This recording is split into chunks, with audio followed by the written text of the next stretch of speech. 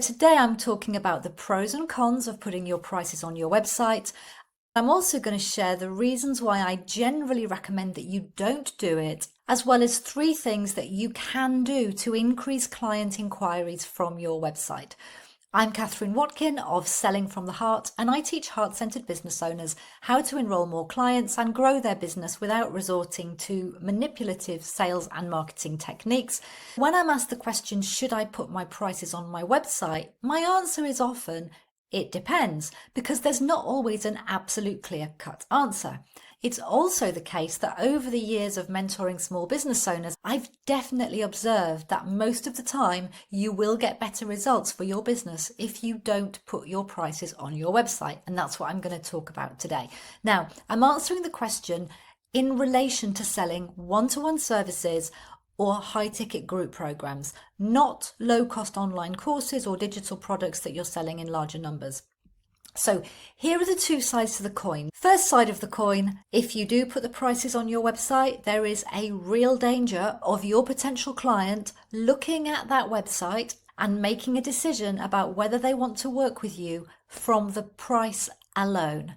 And unless you are a really skilled copywriter, it's probably unlikely that you'll be successful at selling high-priced programs from the page.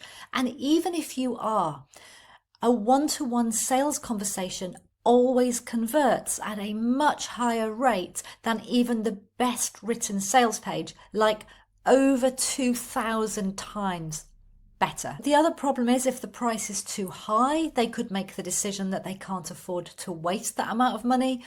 If your price is too low, they could perceive you to be inexperienced or lacking in confidence. Now, the other side of the coin, you don't put your prices on your website. There are going to be people who don't even inquire in the first place without knowing what the price is. And you actually might be one of those people yourself. And if you are, be cautious of making decisions that can affect your business based on assuming that everyone else is the same as you. The only way for you to know what's going to work best for you is to experiment. Try it for 3 months with your pricing, try it for 3 months without your pricing, and see which gives you the best results. However, in my expert opinion, my advice would be don't put your prices on your website. In the 13 years that I've spent mentoring small business owners, pretty much all of the clients I've worked with who've achieved consistent 5 to 10K months do not have their prices on their website. And the reason for this is because when you put all the details of your program, your package, your service on your website, including the price, you are in effect asking your client to read that website and make the decision on their own whether or not they want to work with you. They're also more likely to look at that price and think to themselves, that's a lot of money. I can't afford to just throw that away. And they're a lot less likely to connect that with the true value to them and the impact that making that investment could have.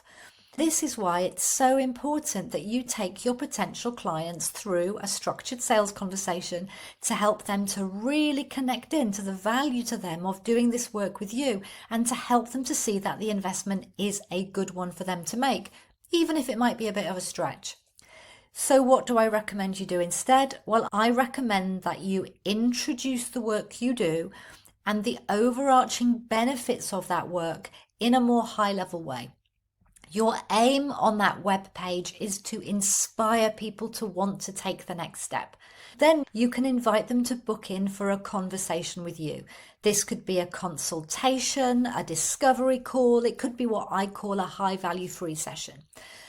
And you will outline the benefits to them of that discovery call or high value free session and explain what they'll get from it. So you're not using your website to sell your service, you're using your website to sell the conversation or the consultation about your service. This way, you get the opportunity to guide them through an effective, well-structured sales conversation. And instead of your client making a decision based on price, they are going to be more likely to make a decision based on where they are at right now, what they're struggling with, where they really want to be, and what it will truly mean to them to make that change. In other words, they will be considering the value of that investment in relation to the end result, and it's a completely different type of a decision.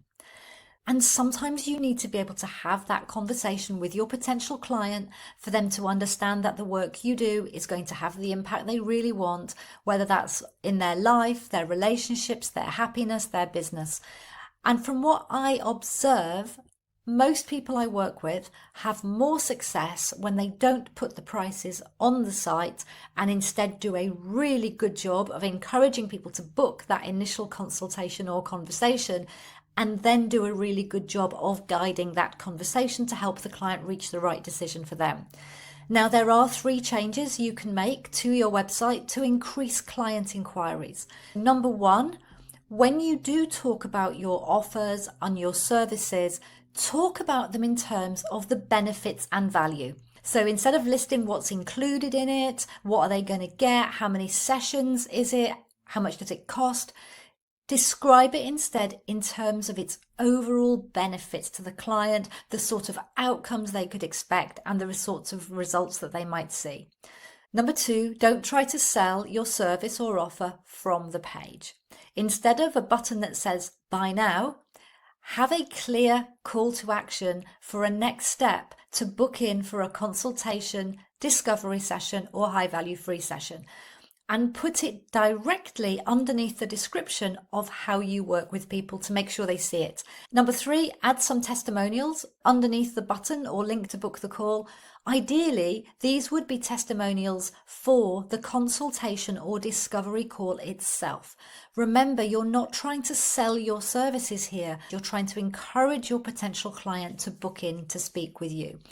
So in summary, it's not always clear cut, and there will be cases where putting the pricing on does work better, and you will need to experiment to find out what works for you.